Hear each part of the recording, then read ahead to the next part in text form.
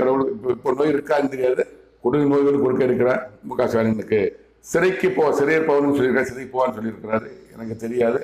கடவுள் சொன்ன வார்த்தை வேதனை, அவனுக்கு வேதனைப்படுவார். அவருக்கு அவனது வாழ்நாள் முழுவதும் வேதனை, அவனுக்கு அவர் சாகிற வரைக்கும் வேதனைப்படுவார் முக ஸ்டாலின். இந்த கடவுள் வார்த்தை.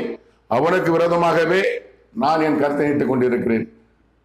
தற்போதைய முதலமைச்சர் முக ஸ்டாலின் விரோதமாகவே என் தேவனாய் கட்ட கடவுள் கருத்தை நீட்டி விட்டார். அவர் கெட்ட காலம்.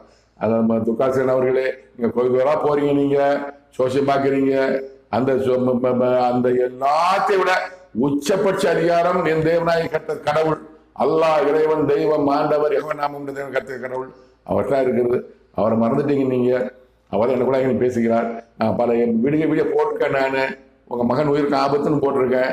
என்னை யாரும் தொடர்பு கொள்ள மாட்டேங்கிறீங்க. நீ பார்த்துக் கொள்ளுங்கள். கடைசி வார்த்தை நான் சொல்லுகிறேன். எனக்கு என்னிடம் எந்த